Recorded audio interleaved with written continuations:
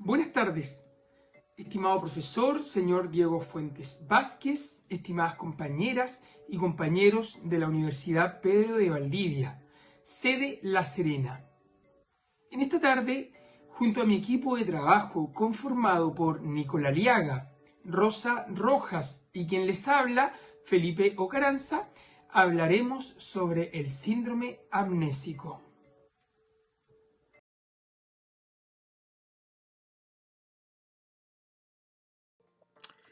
La amnesia es una afectación del funcionamiento de la memoria. Como sabemos, la memoria es una función cognitiva muy importante que se encarga de codificar, guardar y recuperar información que hemos aprendido en el pasado. Antes de definir este concepto, debemos definir el de memoria. La memoria es la capacidad con la que cuenta nuestro sistema nervioso central para aprender, organizar y fijar eventos de nuestro pasado.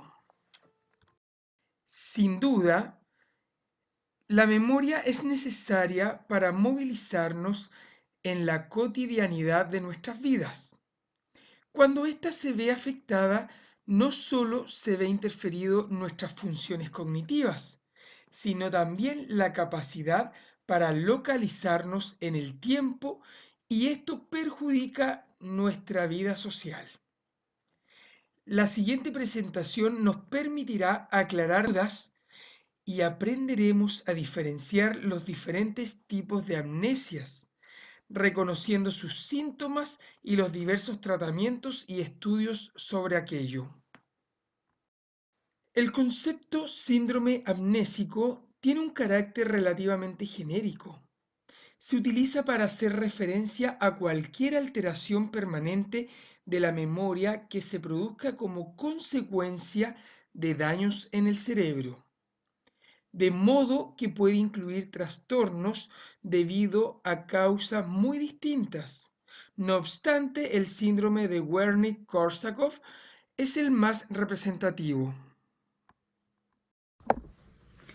Siguiendo con el tema de Felipe sobre la introducción, podemos decir que esta facultad psíquica es crucial y definitiva para las personas, pues la conciencia que tiene de sí misma se basa en buena medida en su capacidad para reconocer, en su habilidad para rememorar su pasado y el recuento de su propia vida. La memoria es un proceso neuropsicológico que permite conservar la información en ausencia del estímulo externo, proporcionado el almacenamiento de experiencias y conocimientos, percepciones para evocarlas posteriormente. Además, es una de las funciones cognitivas más complejas que, al igual que la atención, intervienen en el adecuado funcionamiento de diferentes procesos mentales superiores. Existen diversas clasificaciones de la memoria de acuerdo con el tipo de información que es almacenada y dependiendo del tiempo en que se ocurrieron los aprendizajes. Ahora les hablaremos sobre los tipos de amnesia, y estas se clasifican en amnesia retrógrada y amnesia anterógrada. La amnesia retrógrada es un tipo de amnesia caracterizada por la incapacidad de recordar los eventos ocurridos antes de la lesión cerebral o deterioro cerebral que causó la amnesia. Esta es una amnesia del tipo declarativa, específicamente memoria episódica, ya que no se pueden recuperar recuerdos de eventos o hechos de la vida propia. La amnesia anterógrada es un tipo de amnesia o pérdida de memoria donde los nuevos acontecimientos no se guardan en la memoria a largo plazo.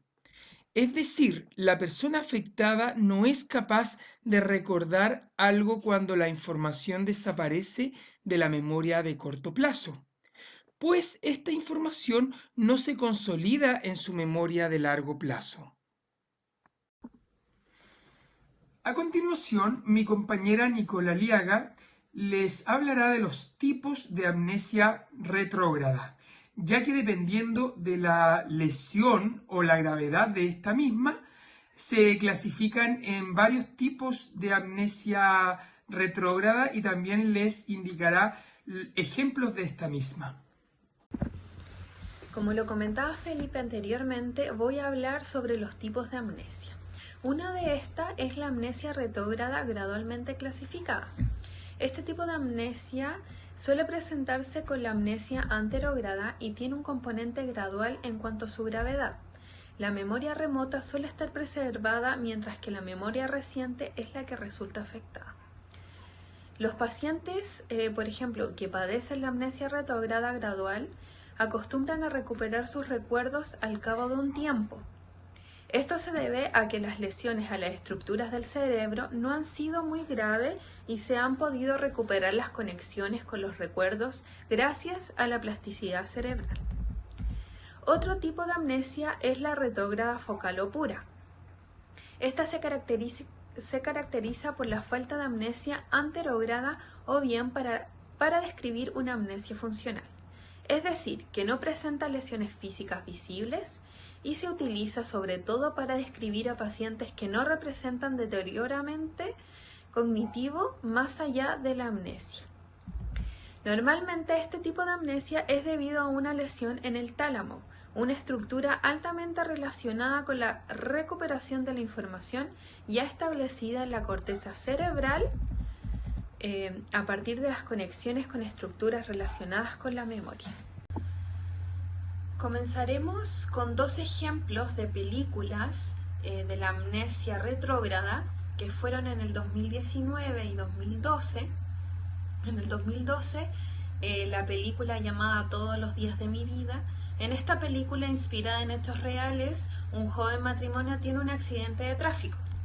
Ella, debido a un traumatismo cráneoencefálico, pierde la memoria autográfica de los últimos años. Cuando despierta, no conoce a su marido y ni recuerda cómo es su vida actual. En el 2019 encontramos Secret Obsession. La protagonista sufre un ataque por parte de un hombre que está obsesionado con ella. Tras ser atropellada, se despierta en el hospital y no recuerda nada sobre el ataque. Aprovechando la amnesia retrógrada de la protagonista, el responsable del ataque se hace pasar por su marido, pero ella poco a poco va recuperando recuerdos. Ahora clasificaremos básicamente la memoria anterograda. Quien la padece no logra recordar lo que va sucediendo, es decir, no tiene memoria a corto plazo y se olvida en unos segundos de lo que ha sucedido. Las personas que padecen esta amnesia no pueden aprender nada nuevo, no recuerdan los nombres de las cosas o de las personas que conocen y no reconocen una cara. Algunas personas pueden recordar experiencias de su niñez o saber los nombres de presidentes anteriores, pero no pueden decir el presidente actual. No saben qué mes es y tampoco pueden recordar qué desayunaron. Los pacientes con amnesia anterograda no pueden aprender información nueva, son incapaces de retener a largo plazo un nombre, una nueva cara o aprender algún tipo de juego que antes desconocían. No tienen problemas de percepción y tienen una muy buena memoria de trabajos. Estos pacientes pueden recordar información nueva y trabajar con ella durante un lapso de tiempo breve, pero son incapaces de retenerla y recordarla al cabo de unas horas.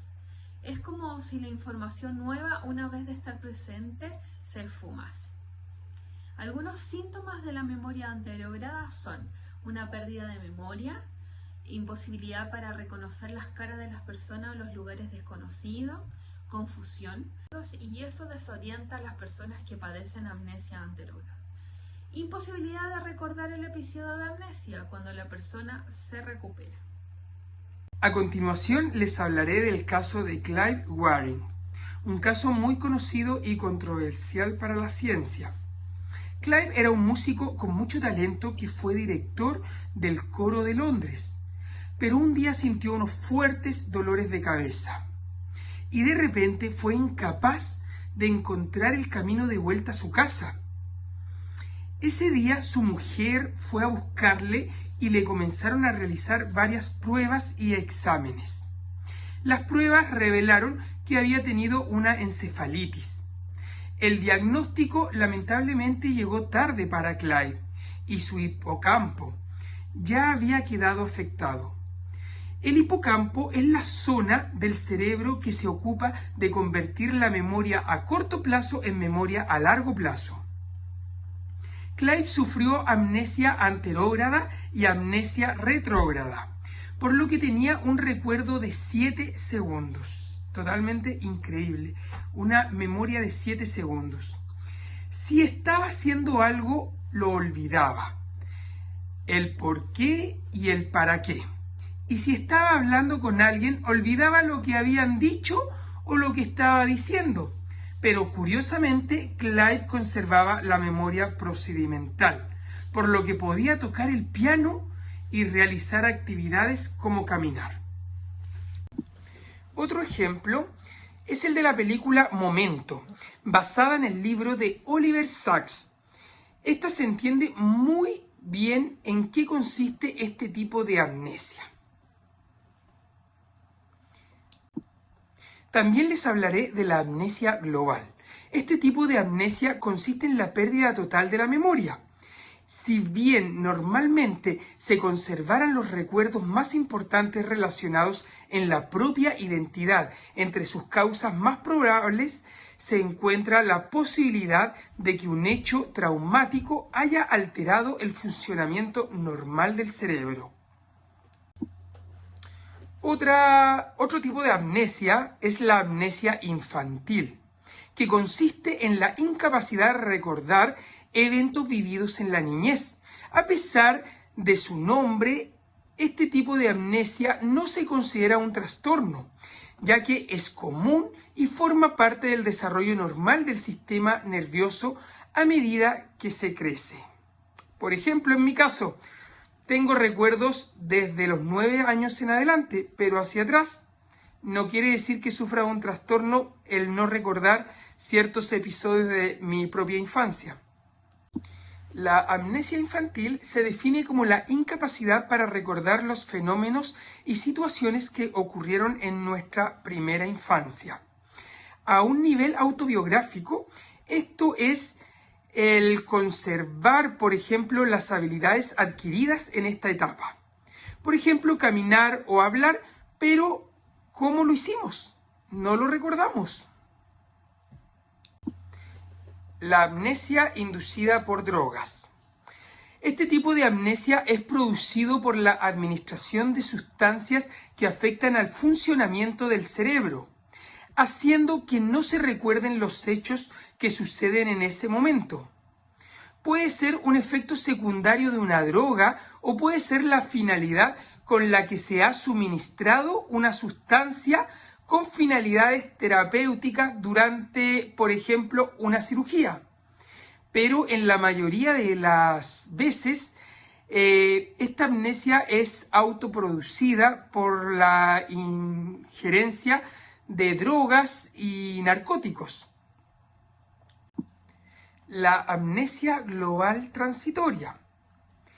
Este tipo de amnesia no se sabe qué es lo que produce, solo sus síntomas, y las personas que han experimentado amnesia global transitoria recordará los aspectos esenciales acerca de su identidad y también podrá recordar cosas acerca del pasado inmediato, pero tendrá dificultad para acceder a recuerdos acerca de lo que ha sucedido hace tan solo unos minutos atrás.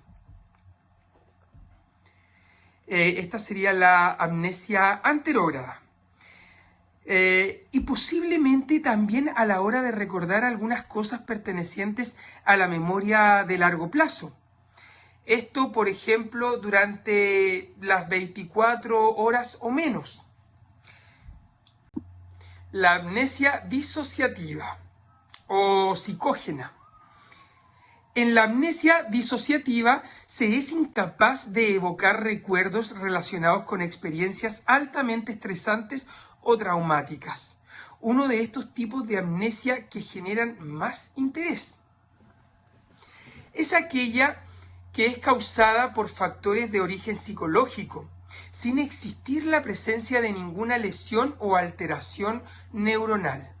La causa de este tipo de amnesia se debe a la presencia de eventos traumáticos o haber estado sometido a un alto nivel de estrés que les incapacita el recuerdo de la situación que ha causado estos acontecimientos. Por ello puede recibir el nombre de amnesia postraumática.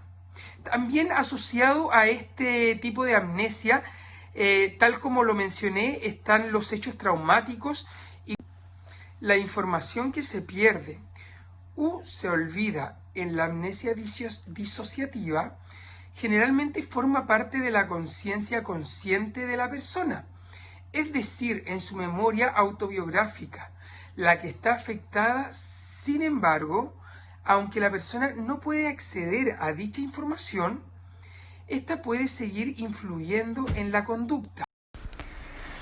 La prevalencia para la amnesia global transitoria, como mencionaban mis compañeros anteriormente, no se sabe qué es lo que produce este tipo de amnesia, pero la persona que lo experimenta recordará aspectos esenciales acerca de su identidad y también podrá recordar cosas acerca del pasado inmediato.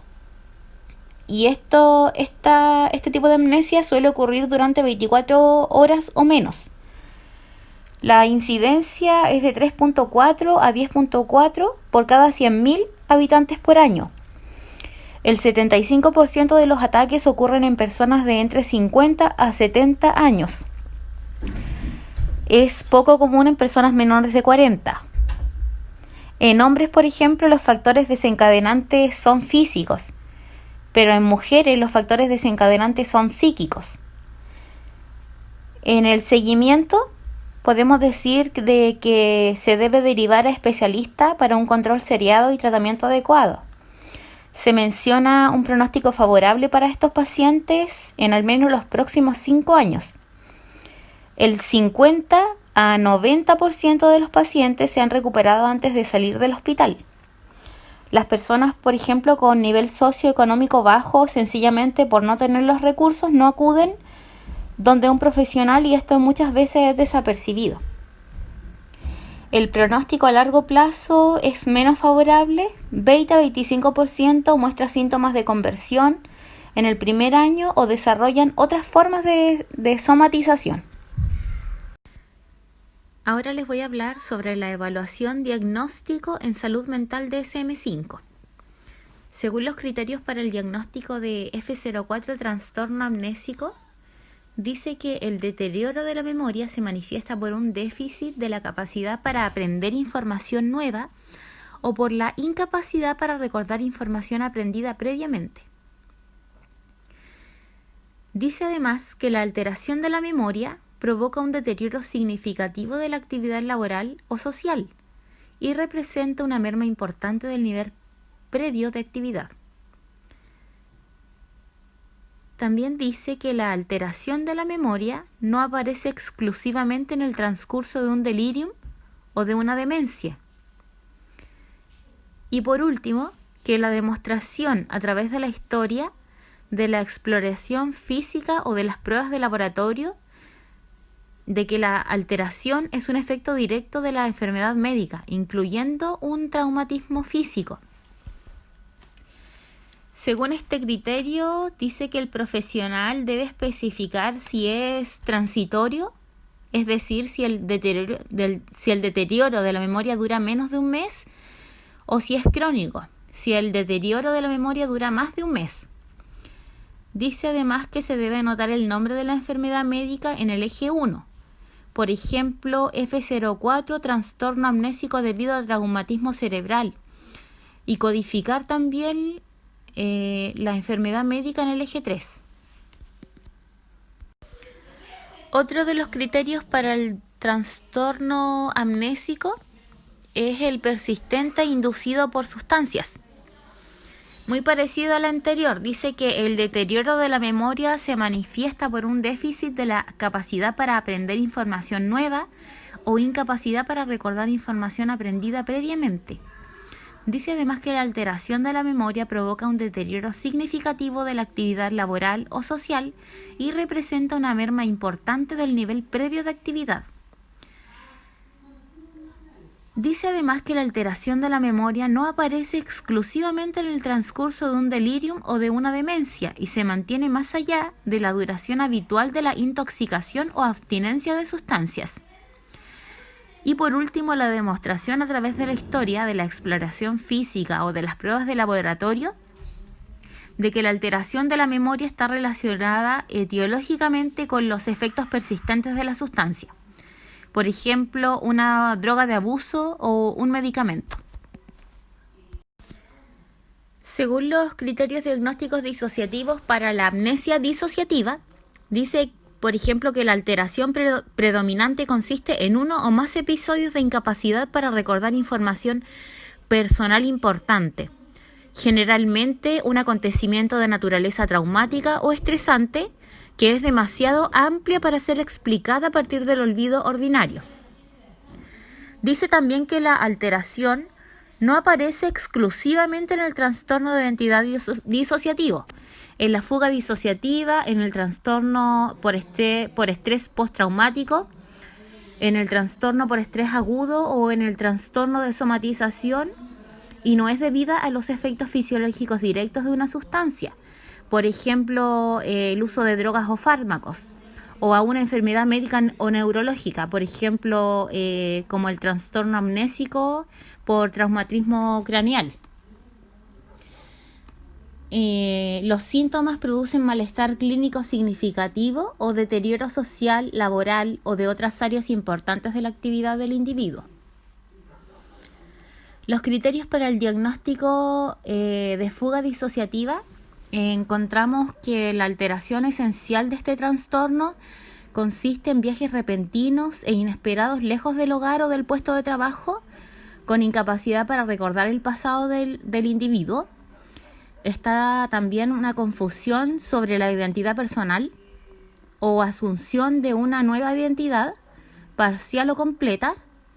Dice también este criterio que el trastorno no aparece exclusivamente en el transcurso de un trastorno de identidad disociativo y no es debido a los efectos fisiológicos de una sustancia, ya sea, como lo mencioné recién, por drogas o fármacos, o de una actividad médica, por ejemplo, epilepsia del lóbulo temporal. Los síntomas producen malestar clínico significativo o deterioro social, laboral o de otras áreas importantes de la actividad del individuo. Para seguir con la etiología, vamos a hablar de las causas amnesia retrógrada, una lesión en el hipocampo y otras estructuras relacionadas con el lóbulo temporal. La lesión puede ser la causa de un traumatismo craneoencefálico, la falta de vitamina B1 o consumo de alcohol o de sustancias tóxicas. Una situación de estrés puede que el paciente de amnesia haya pasado por una situación que le ha producido un estrés muy intenso. Por ejemplo, una pérdida de un ser querido o una situación de riesgo para su vida, y haya desarrollado la amnesia retrógrada. El envejecimiento también puede ser una de las causas, ya que se produce un deterioro del cerebro de forma progresiva que afecta los recuerdos. La causa amnésica anterógrada, esta causa origina lesiones cerebrales, puede ser muy diversas, un traumatismo craneoencefálico, una hipoxia, encefalitis herpética o problemas vasculares. La lesión que provoca una amnesia anterógrada más pura es la lesión del tálamo anterior, normalmente de origen vascular. Además, es posible perder células piramidales en el hipocampo bilateral debido a la falta de oxígeno o algún golpe en el cráneo, causando una amnesia que bien puede ser pura o bien se puede presentar conjuntamente con otros tipos de amnesia. Podemos concluir que la amnesia es una enfermedad degenerativa que se puede manifestar con diferentes síntomas, considerando tipos de diagnóstico o circunstancias que desencadenan la enfermedad.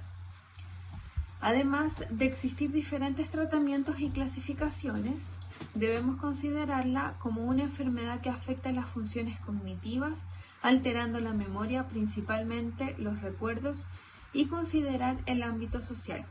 ya que la persona afectada no transita adecuadamente en el tiempo. Por lo mismo, ante su descubrimiento es relevante considerar un cuidado y monitorear con profesionales como neurólogos y psiquiatras.